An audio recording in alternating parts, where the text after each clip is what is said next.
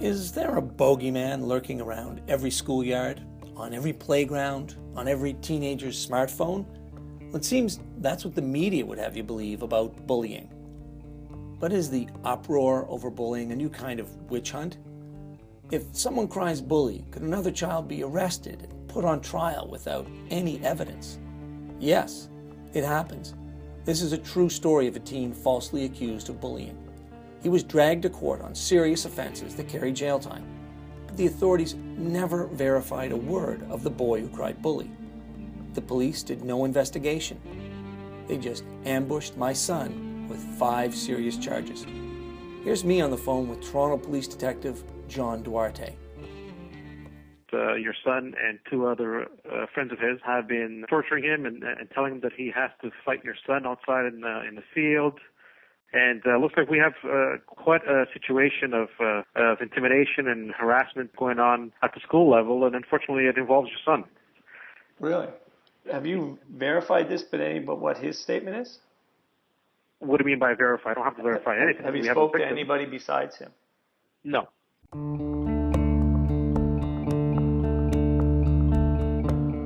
In fact, the accuser was lying.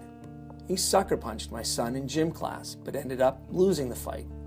He got a nosebleed, ran to the principal, and said he was the victim of a bullying conspiracy. The principal immediately phoned the police and reported a long-running situation of bullying. But the principal misled me about what he told the police. What's been communicated to the Toronto Police Service? Nothing from us. We have nothing, no obligation to give them any information beyond what we observed as the facts that day and why I made a decision to contact them. We have not been in touch with them since, and we have no role in it whatsoever. In fact, the principal was so bewitched by the specter of bullying that he gave the police false evidence. With the approval of his superintendents, he gave the police internal school board documents that were biased against my son. The school authorities were so spellbound by the bully story, they chose not to tell the police that many student eyewitnesses reported the bully accusations were falsehoods.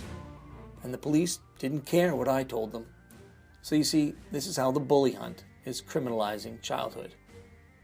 For a generation, the overall crime rate has been steadily declining.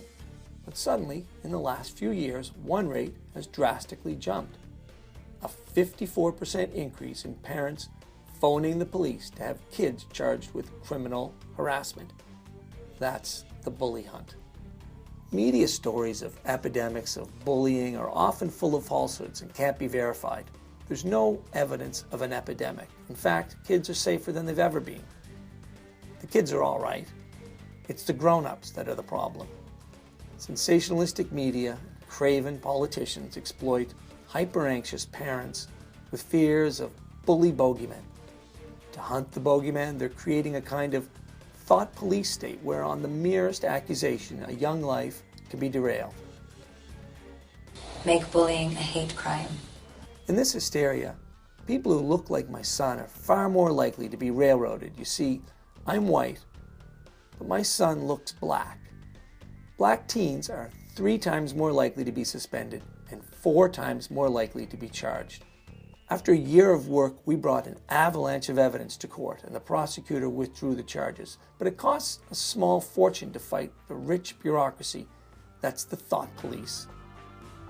The one squad of bureaucrats railroading my son cost taxpayers more than $2 million in salaries. Politicians and the media are intensifying the bully hunt.